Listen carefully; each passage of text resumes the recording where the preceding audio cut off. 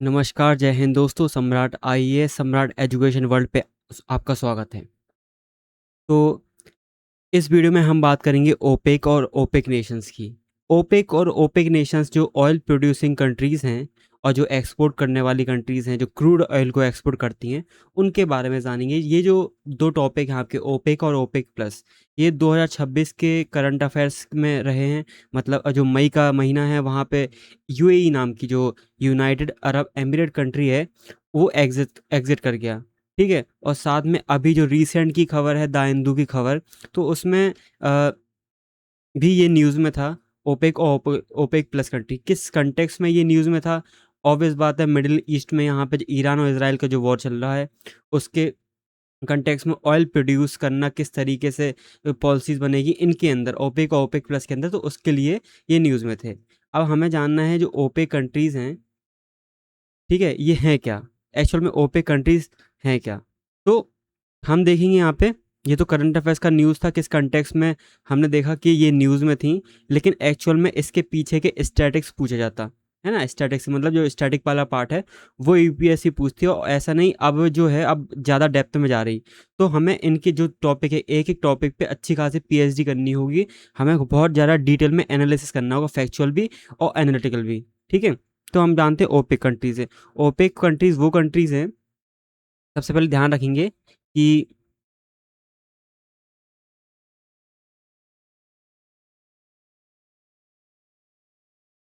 जो OPEC countries हैं, OPEC countries की जो इस्टेब्लिश हुआ था ये वाला जो ग्रुप, वो 1960 में हुआ था।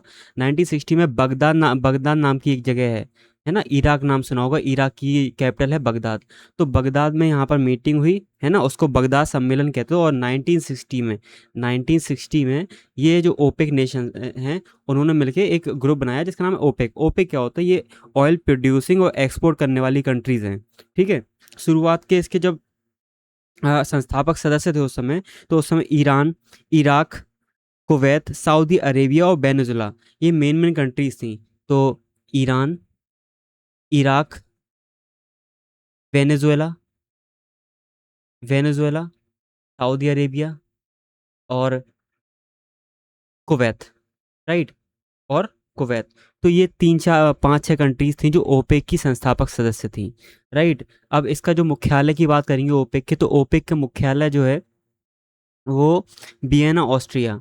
वियना एक जगह है ऑस्ट्रिया के अंदर, उसकी कैपिटल है वियना। ऑस्ट्रिया जो यूरोपियन कंट्री है, ऑस्ट्रिया, ऑस्ट्रेलिया नहीं, ऑस्ट्रिया, तो उसकी कैपिटल में ही इसका क्या मुख्यालय बना हुआ है। लेकिन जो सोचने वाली बात है, यहाँ ओपेक का जो सदस्य नहीं है, जो ऑस्ट्रिया है, वो ओपेक का सदस्य नहीं है, बस यहाँ पे मुख्यालय बनाया हुआ है। तो इस बात को ध्यान रखेंगे। अब इनका उद्देश्य क्या है? इनका उद्देश्य पेट्रोल पे नीतियाँ बनाना, कि पेट्रोल कितना निकाला जाए जिससे हमें अच्छा दाम मिल सके। ठीक है। वैश्विक बाजार में किस तरीके की कीमतें रखी जाएं, है ना, और मतलब कीमतों में स्थिरता रहे, स्टेबिलिटी रहे। ठीक है। और जो प्रोड्यूसिंग कंट्रीज हैं उनको लाभ भी हो, है ना, प्रॉफिट भी हो। तो यही उद्देश्य ओपेक का जो ग्रुप बनाया था 1960s में। ठीक है। और फिर आप देखेंगे यहाँ पे जो क्रूड ऑयल होता है ना, मेन क्रूड ऑयल, जो क्रूड ऑयल होता, उसको प्रोड्यूस करने का ओपेक जो कंट्रीज हैं, 80% हिस्सा कौन कवर करता? वो केवल ओपेक कंट्रीज करती, राइट। अभी ये न्यूज़ में जैसे बताया मैंने कि यूएई का एग्जिट एग्जिट होना, मतलब अब यूएई क्या है, इस कई रीजन से यहाँ पे एग्जिट हो गया। ठीक है, मतलब बाहर हो गया इस ओपेक, इस केवल इस ग्रुप से। अभी इसके बारे में बात करेंगे अभी। ठीक है। तो यूएई बाहर हो गया मई के महीने में, ये न्यूज़ में था।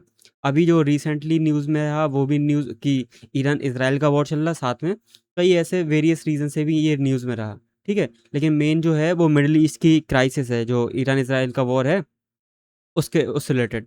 अब यूएई क्यों बाहर निकला, इसके पीछे भी कई रीजंस हैं। एक तो क्लाइमेट चेंज के कारण लोग शिफ्ट कर रहे हैं इलेक्ट्रिकल व्हीकल पे। तो यूएई ये चाह रहा कि ज़्यादा से ज़्यादा हम ऑयल बेच के अपनी जो इकोनॉमी है उसको डाइवर्सिफाई कर दें, है ना, ज़्यादा से ज़्यादा ऑयल बेचेंगे। लेकिन ओपेक कंट्रीज़ क्या करती, एक कोटा लगा देती, एक लिमिट लगा देती, एक कि पर डे आप इस लिमिट से ज़्यादा ऑयल नहीं निकाल सकते, इतने बैरल ऑयल से ज़्यादा नहीं निकाल सकते। ठीक है। Got it. तो इस तरीके से यूएई उससे बाहर निकल गया। साथ में सऊदी अरेबिया और यूएई के थोड़े रिलेशन उतना ठीक है नहीं, तो वहाँ पे ये दोनों एक ही मंच पे रहेंगे, तो इसलिए यहाँ पे यूएई वहाँ से एग्जिट कर गया। ठीक है। इस तरीके से यही मेन रीज़न थे यूएई के बाहर निकलने का, और ये ओपेक जो था, oil producing and export country वाला जो ग्रुप, वो न्यूज़ में था। तो इसके बारे में बता दिया। अब ओपेक प्लस के बारे में भी यहाँ पे जान लेते हैं यहीं पे, कि ओपेक प्लस क्या है। ओपेक प्लस क्या है, देखो इसको एक कहानी समझ लो कि अमेरिका में क्या है, अभी रिसेंट की बात है, 10-20 साल पहले, 10-15 साल पहले की, कि अमेरिका के अंदर शेल गैस, क्या शेल गैस समझते हो, जो चट्टानों के अंदर से निकलती, तो सेल गैस की वो मिल गई है अपन को, मतलब जो भी उनको रिजर्व मिले हों सेल गैस के, ऑयल के रिजर्व मिल गए थे वहाँ पर। ठीक है, तो ऑयल गैस हो गया, जो शेल ऑयल कहते हैं उसको, शेल ऑयल के जो रिजर्व मिले, तो वहाँ पे उत्पादन बढ़ा। अब जब उत्पादन बढ़ा तो यहाँ पे क्या, जो प्राइस होता है ना ऑयल का, क्रूड ऑयल का, वो गिरने लगा। तो ओपेक नेशंस ने क्या करा, अमेरिका को काउंटर करने के लिए, जो कंट्रीज थी, इन्होंने साथ बैठ के, अब यहाँ पे क्या है, यहाँ पे कुल मिला के 11 सदस्य हैं। देखेंगे यहाँ पे 11 सदस्य कौन कौन से, ओपेक प्लस में 11 + 10 सदस्य जो नॉन ओपेक हैं, है ना, इसमें रसिया, कजाकिस्तान वगैरह वगैरह, ये सब कंट्रीज आती हैं इसमें। तो ये बेसिकली अमेरिका को काउंटर करने के लिए 2016 के आसपास बनाया गया था ये।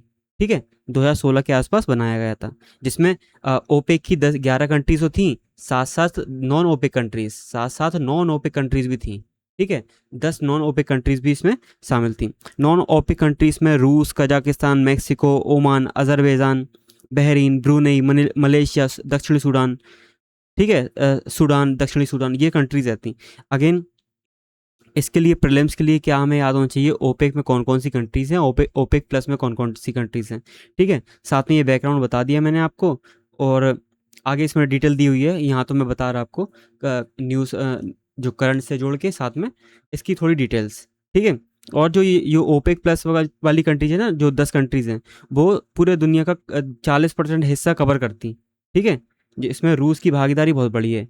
अब यहाँ पे ओपेक प्लस कंट्री में जो 10 कंट्रीज ऐड हुई थी ना, इसमें से रूस एक ऐसी कंट्री है जो बहुत बड़ी, क्या, ऑयल सप्लायर कंट्री बन के आई। मतलब ओपेक +10 वाले जो लोग हैं, 10 कंट्रीज, उनका 40% हिस्सा है। ठीक है, 40% हिस्सा कवर करती हैं कंट्रीज। तो ये वही सेम चीज़ें हैं।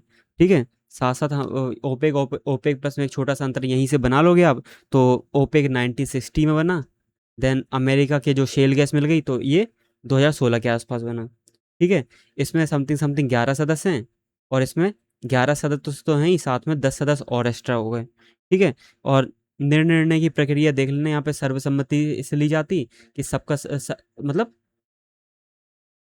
वो अ, सबका कंसेंसस हो उसमें। ठीक है, सर्वसम्मति से, साथ में यहाँ पे कटौती की जाती, कटौती मतलब कि अगर ज़्यादा कटौती कर देंगे तो यहाँ पे प्राइस अच्छे मिलेंगे वगैरह वगैरह, बढ़ोतरी कटौती, ये साथ साथ निर्णय लेते हैं। मतलब मोटा मोटा इतना समझो, ये ओपेक कंट्रीज किस तरीके से काम करती है वो।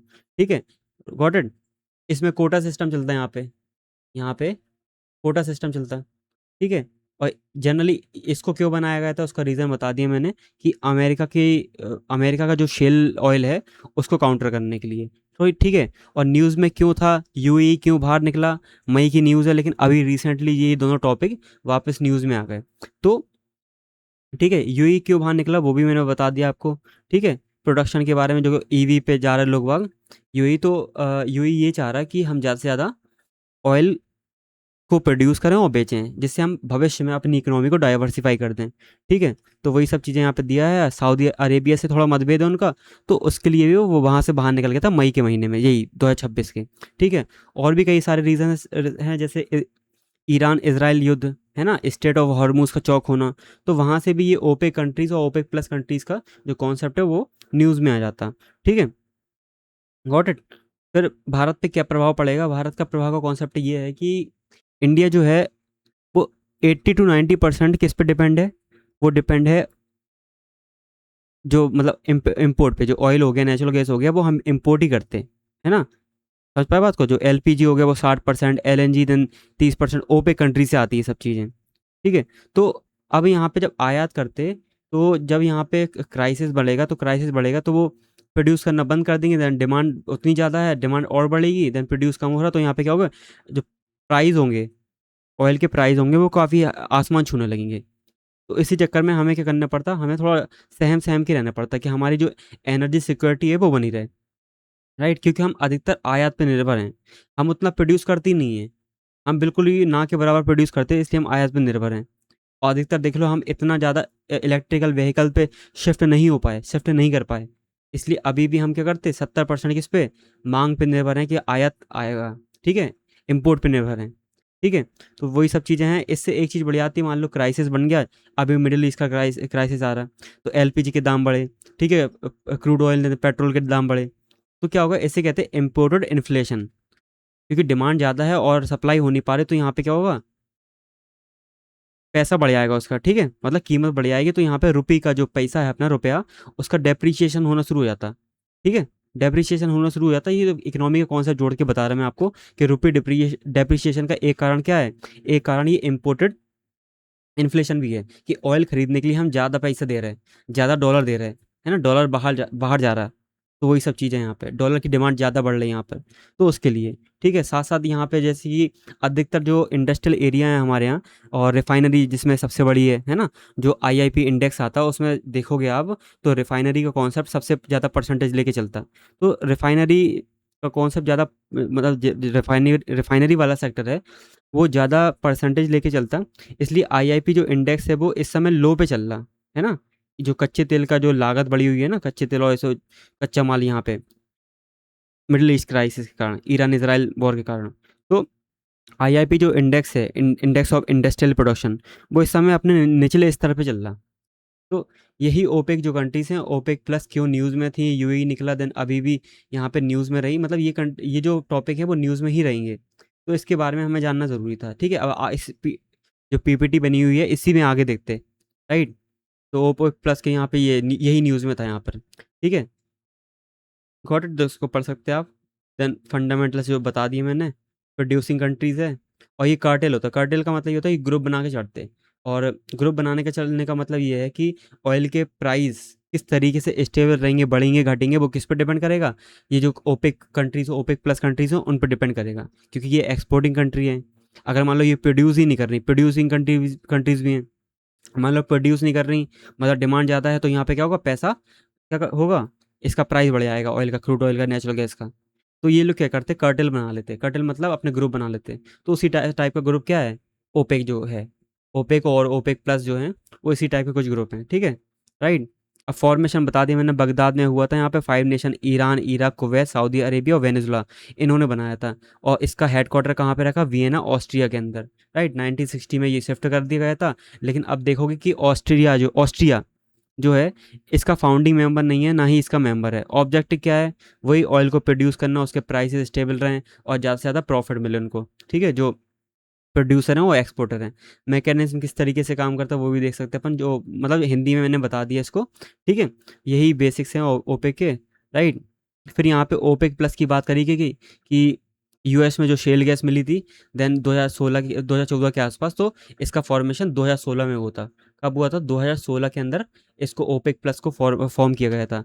ओपेक प्लस में 10 कंट्री जो ऑयल प्रोड्यूस करती हैं, लेकिन ओपेक की कंट्री नहीं है, ओपेक की कंट्री नहीं है वो, लेकिन ऑयल प्रोड्यूसिंग कंट्री हैं, जैसे रशिया, कजाकिस्तान, मेक्सिको और भी हैं। तो उन 10 कंट्रीज़ को भी यहाँ पे शामिल करा गया, राइट, गॉट इट। तो यहाँ पे वही मार्केट डोमिनेंस की बात करोगे, तो OPEC plus control the 40% of global crude oil, ठीक है, over 60% of the national traded petroleum. तो वही यहाँ पे बता दिया ना कि जो ओपेक प्लस कंट्रीज़ हैं वो 40% ग्लोबल क्रूड ऑयल का प्रोडक्शन करती, ठीक है। इनहेंस लेवरेज, ये क्या है, this border alliances significance strengthened the cartel ability to manipulate global supply and stability of the long term prices. ये वही सब चीज़ें हैं कि अगर कार्टेल ग्रुप बना लेना कि अच्छा दाम मिले, अच्छा प्राइस मिले, देन जो प्रोड्यूसर है, देन एक्सपोर्टर है, उसको फ़ायदा हो। तो वही यहाँ पे लेवरेज, ठीक है। करंट अफेयर्स में क्यों न्यूज़ था, क्यों न्यूज़ में था कि यूएई जो है, यूनाइटेड अरब अमीरत, है ना, तो वो एग्ज़िट कर गया, और अभी भी ये न्यूज़ में ही है। अभी द हिंदू की न्यूज़ बताई मैंने आपको, तो वो न्यूज़ में ही है, ठीक है। और क्या चीज़ है यहाँ पर, देन वो रीजंस बताए जो मैंने बता दिया आपको कि क्यों यूएई बाहर निकला था, राइट। तो ये ओपेक कंट्रीज़ के बारे में बात हो गई। Then geopolitical driver and behind the exit, कौन कौन सी चीज़ें हैं, ईरान फैक्टर भी हो सकता है, क्योंकि यूएई और ईरान का ज़्यादा नहीं बनता, ठीक है। स्टेट ऑफ हॉर्मुज़ ईरान ने चौक करी हुई है। देन स्ट्रेटेजिक इंडिपेंडेंस, यूएई क्या चाहता है कि हम अपने मन से जितना भी चाहें एक लिमिट से बाहर ऑयल प्रोड्यूस करें, ठीक है, कि ज़्यादा से ज़्यादा हम बेचें और पैसा कमाएं, डॉलर कमाएं और अपनी जो इकोनॉमी है उसको शिफ्ट कर दें ऑयल से, क्योंकि भविष्य में क्या होगा, ऑयल की चीज़ें बंद हो जाएंगी, मतलब क्रूड ऑयल का इंसान यूज़ करना बंद कर देगा बिकॉज ऑफ क्लाइमेट चेंज। ठीक है, एनर्जी ट्रांजिशन के बारे में बात कर दी यहाँ पर, वही सब चीज़ें, ग्लोबल realignment। ठीक है, the UAE is actively strengthening the independent geopolitical and technological ties, moving away from the collective Gulf blocks to forge direct partnership. जो गल्फ कंट्रीज हैं उनसे थोड़ा सा, मतलब ऐसा कह सकते हैं सिंपल लैंग्वेज में, कि दूरियां बढ़ा रहा है, और जो बाहर की जो कंट्रीज हैं, जैसे यूरोपियन कंट्रीज हो गई, देन इंडिया हो गया, चाइना हो गया, ठीक है, इन सबसे ज़्यादा ज़्यादा रिलेशन बना रहा है। क्यों? इसमें जियोपॉलिटिकल फैक्टर भी है, डिप्लोमेटिक फैक्टर भी है, साथ साथ यूएई को चाहिए टेक्नोलॉजी, उसको मालूम है कि भविष्य इसका है, टेक्नोलॉजी का है, भविष्य ऑयल का नहीं है। इसलिए वो क्या कर रहा है, शिफ्ट कर रहा है अपने आप को, है ना, एक अपने आप को टूरिस्ट का हब बना लिया उसने। देखो अधिकतर इंसान के मन पे क्या रहेगा, कि दुबई जाना, दुबई में रहना, है ना, बुर्ज खलीफा देखना। तो इस तरीके की चीज़ क्या है, इंसान के मन में एक स्टीरियो बन गया कि भाई दुबई जो है इस शिफ्ट कर रहा, तो वही चीज़ यहाँ पे फ्यूचर में भी चाह रहा है यूएई, तो वहीं से यहाँ पे शिफ्ट कर दिया उन्होंने। देन वीकेंड कर्टल, इसको देख लेना यहाँ पर, सप्लाई प्राइसेस, वही सब चीज़ें हैं कि, ठीक है। और इंडिया के बारे में बताया गया यहाँ पर, यहाँ वही चीज़ें हैं कि इंडिया जो है वो 85%, 80 to 85% इम्पोर्ट पे ही डिपेंड करता। ठीक है, बस यहाँ पे यही चीज़ बताई हुई है ओपेक के बारे में, देन ओपेक प्लस के बारे में, गॉट इट। तो इतना ही सा था यहाँ पर, और ज़्यादा नहीं पढ़ना अपन को। बस यहाँ पे कुछ और भी टॉपिक बनते हैं, जैसे कि इंडिया पे क्या इम्पैक्ट पड़ेगा, ठीक है, वो हमने देख लिया, राइट। और इंडिया का जो एक कॉन्सेप्ट है स्ट्रेटेजिक पेट्रोलियम रिजर्व, तो उसको भी यहीं लगे आज समझ लो, स्ट्रेटेजिक पेट्रोलियम रिजर्व। अब क्या होता, जो हम इतना आयात पे तो निर्भर हैं, लेकिन भविष्य में कोई प्रॉब्लम हो जाए, जैसे अभी मिडिल ईस्ट क्राइसिस चल रहा, तो प्राइस बढ़े हुए हैं, तो भविष्य में ऐसी कोई बहुत बड़ी प्रॉब्लम ना आ जाए जिससे हमें क्या और ज़्यादा पैसा देना पड़े, है ना, एक लिमिट से बाहर हो जाए वो चीज़ें। तो हम क्या करते, ऑयल को मंगा के हम क्या रिजर्व कर लेते हैं उसको, ठीक है, उसको रिजर्व कर लेते हैं, ठीक है। एसपीआर में, एसपीआर क्या होता है, बड़ी बड़ी चट्टानों की वो होती हैं, मतलब गुफाएं कह सकते हैं हम, और हम ये कह सकते हैं कि चट्टानों की वो रिजर्व होते हैं, गुफा कह दो या फिर वो तालाब कह दो, तालाब वो अंदर को बिल्कुल चट्टानों चट्टानों के अंदर, हम भारत के अंदर जैसे कर्नाटका का जो विशाखापट्टनम है, ठीक है, मंगलुरु है, देन पादरू एक जगह है, कर्नाटका के अंदर पादरू एक जगह है। तो यहाँ पे हमने चट्टानों के अंदर ऑयल को रिजर्व करके रखा, जिसमें हमारे पास 8 से 9 दिन का रिजर्व की कैपेसिटी है, राइट। अब कितने मीट्रिक टन है, मिलियन मीट्रिक टन है, वो ज़रूरत है नहीं यहाँ पर, लेकिन पता होना चाहिए कि 8 से 9 दिन का हमारे पास एक रिजर्व है, जो विशाखापट्टनम में है, देन मंगलुरु कर्नाटका में है, और भी जगह पे, और भी हम बना रहे हैं, इसको राजस्थान में भी शिफ्ट कर रहे हैं। ठीक है, तो ऑयल रिजर्व का मतलब हम इस चीज़ को समझ गए, और क्यों करते ये भी समझ लिया अपन ने।